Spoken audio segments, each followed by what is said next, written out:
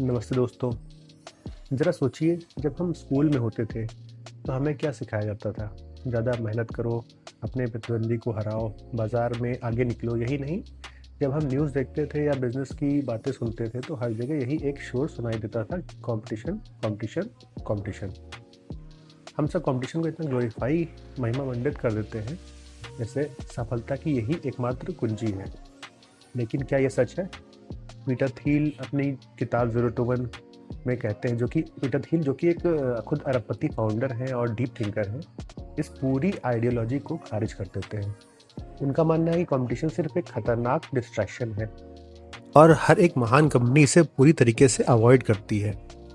इसे समझने के लिए एक सोक्रेटिस की तरह एक सवाल पूछते हैं, जब कोई दो कंपनियां एक ही चीज़ के लिए लड़ती हैं तो वे अपनी सारी एनर्जी, फोकस और क्रिएटिविटी इस बात पर लगा देती हैं कि सामने वाले को कैसे हराना है, ना कि इस बात पर कि कस्टमर के लिए एक बेहतर प्रोडक्ट कैसे बनाएं।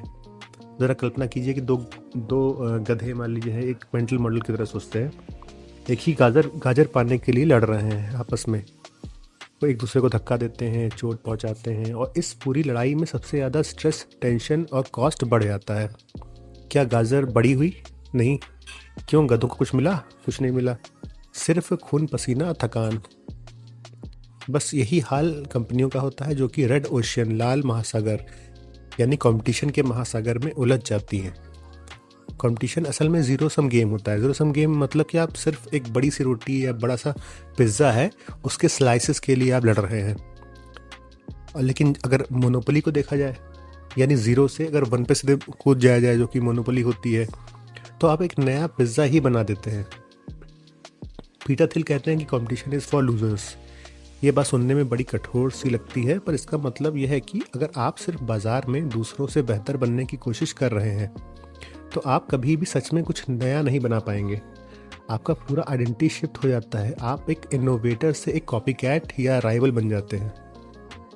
कॉमन मिस्टेक सबसे ज़्यादा क्या होती है?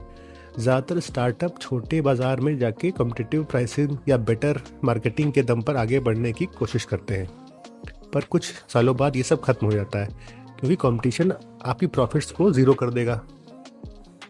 तो प्रैक्टिकल स्टेप क्या हो सकते हैं? आप एक अपने खुद से आप सवाल पूछ सकते हैं कि मैं कौन सा ऐसा सीक्रेट ट्रुथ जानता हूँ, जो कि किताब में ऐसा कहा गया है कि मैं कौन सा ऐसा सीक्रेट ट्रुथ जानता हूँ, सच्चाई जानता हूँ जो कि बाकी लोगों को नहीं पता।